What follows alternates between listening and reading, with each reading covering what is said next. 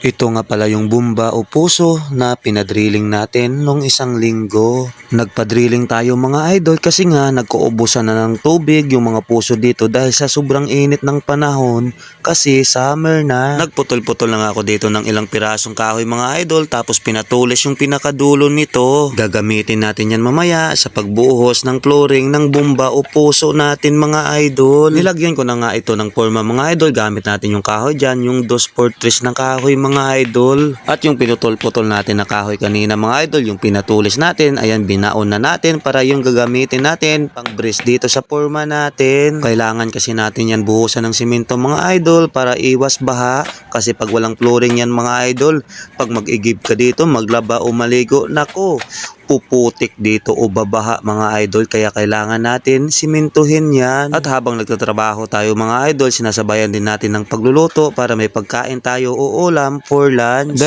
pritong isda lang mga idol, tira na ulam namin kagabi, yan yung hinaluan natin ng sari-saring gulay. Napakasimpleng luto lang yan mga idol, pero sigurado akong healthy, napaka-healthy talaga sa katawan yan. Habang pinapalambot ko yung mga gulay mga idol, binuhos ko na itong mga buhangin mga idol kasi yan yung hahaluin natin, gagamitin natin pang flooring sa puso o bumba natin. Ibinuhos ko na rin itong isang sakong simento mga idol. Nako, mag-isa lang tayo gagawa ngayon mga idol kasi nga yung mga tropa natin, yung mga kaibigan natin na willing naman sana tumulong, may mga trabaho ngayon mga idol. Tayo, free time tayo ngayong umaga kaya tayo na lang yung gagawa mag-isa mga idol at kayang-kaya naman natin yan. Itong puso na pinagawa natin mga idol hindi lang para sa atin, para ito sa lahat mga idol, para makatulong na rin kasi alam ko mga idol, lahat ng mga puso dito o bumba nagkuubusan na ng tubig kasi sa sobrang init dahil summer na, kaya nagpagawa tayo, nagpadrill tayo para makatulong na rin sa kanila mga idol. Hindi to para sa atin,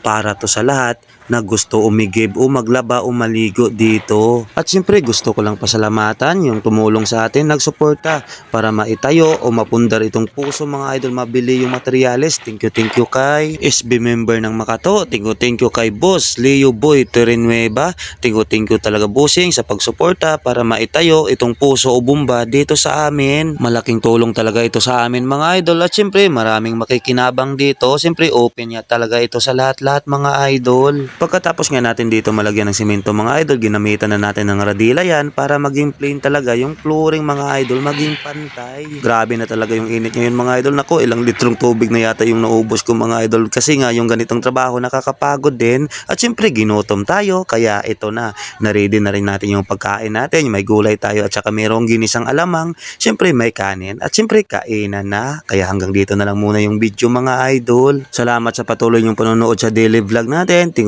you talaga mga idol. God bless all. Ingat po tayo palagi. At kay Busing, thank you.